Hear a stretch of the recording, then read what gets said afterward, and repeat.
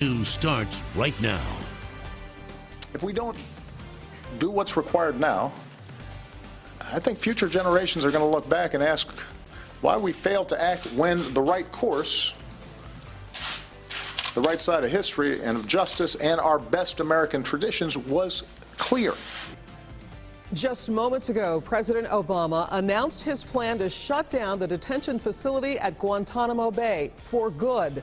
Now the question is, where will the detainees go? Some local officials fear one spot is Fort Leavenworth, a possibility some do not want. Welcome to 41 Action News Midday. I'm Cynthia Newsom. We'll have your weather in just a moment. First, our top story today, President Obama's decision to close the prison at Guantanamo Bay.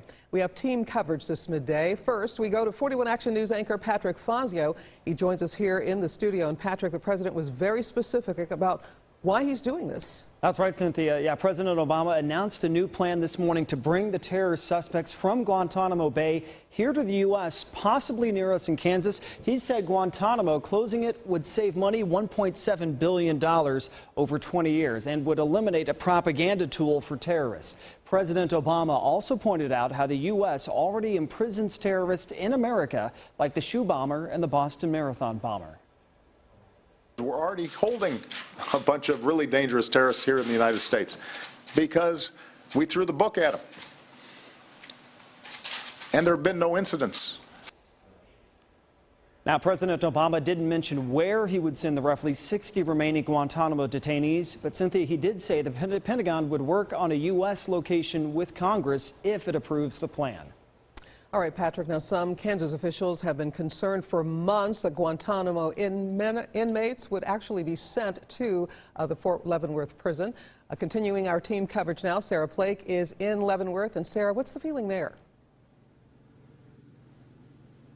Well, Cynthia, the feeling here is fear, and most people that I've talked to this morning are against it completely, any sort of transfer. So we're standing here on a country farmhouse, and right across the street, as you can see, is the disciplinary barracks. That is the prospective site where those prisoners could be housed if Fort Leavenworth is chosen.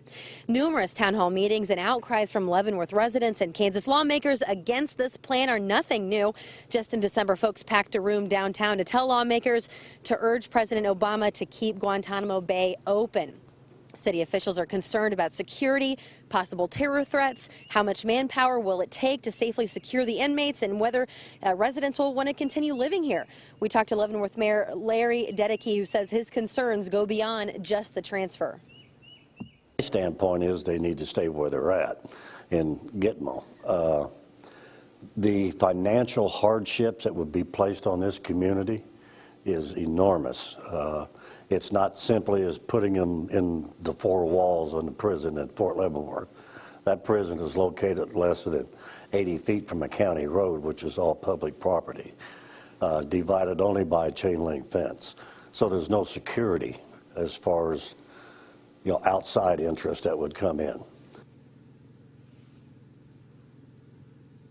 Well, and as I said, we are standing here at a farmhouse that is right over that chain link fence. The owner here says that the family has been on this property since 1860, and they don't want a potential transfer of those Gitmo detainees to threaten their livelihood. In Leavenworth, Sarah Blake, 41 Action News.